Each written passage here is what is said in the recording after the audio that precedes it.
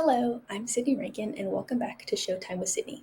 On today's episode, we're going to be taking some calls from listeners and answering questions about cannabis regulation and ad standards and how they work together. So let's take a call from our first listener. Oh my gosh, hi Sydney. I'm such a big fan. Thank you. I am just starting out in marketing and I just landed my first role at a cannabis industry, and I was just wondering if you could answer some questions for me about how that's legally marketed. Sure, go ahead. Alright, so is it true that cannabis industries can advertise the same as alcohol? That's a great question. Although cannabis companies and alcohol companies both follow the code, cannabis companies also have to follow the Cannabis Act, which means that they're strictly prohibited from how they're allowed to promote. They're not allowed to partake in commercials like alcohol companies can, and they're not allowed to show people in any of their advertisements. So their advertisements could only look educational and informative of their brand, as well as promoting their products, their price, and how they differ from other brands. Can you frame cannabis as a positive influence on lifestyle and show how good it makes you feel? Sure, so to answer that question, cannabis companies cannot promote cannabis in a way that makes it seem like it has a positive lifestyle associated with it.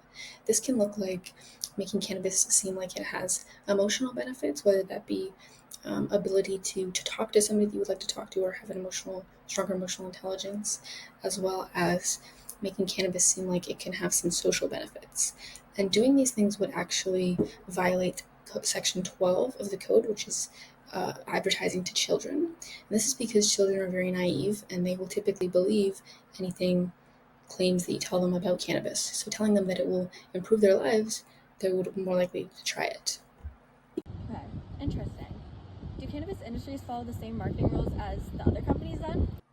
Yes and no. The cannabis industry, like most industries, must follow the Advertising Standards Code. However, cannabis industries must also follow the Cannabis Act. This puts regulations on things like promotion and packaging and makes sure to keep the public safe. And can I use celebrities to show how good my product is? Provision 7 of the Code of Advertising Standards states that all testimonials and endorsements must be real and not paid, so using a celebrity would be violating the Code of Advertising Standards. Additionally, the Cannabis Act also prohibits testimonials for any cannabis product, so using any sort of testimonial would be prohibited. So is the best way around these claims to make vague claims so that they aren't specific enough to get me in trouble? Definitely not make vague claims and statements in advertising and promotion. This is because it would violate Clause 1 of the Advertising Standards Code, which is accuracy and clarity. This is basically stating that promotion and advertising needs to be specific so that there's no opportunity for any information to get lost in translation or misinterpreted by the consumer. If information were to be misinterpreted, then ad standards might come and approach you to take your advertising down. In this case, with being cannabis, it would be specific advertising, it wouldn't be commercial, but they would be reached out to retract their advertising. I think that's all my questions. Thank you so much, Sydney. I appreciate it. Thank you for calling. It's important to remember that ad standards is the overseer of the advertising industry. They make sure that everyone is following the rules, so it's important to be familiar with these rules so that you can avoid trouble. This is all the time we've had for Showtime with Sydney. I hope you learned something new about marketing and hopefully ad standards. Thank you for listening.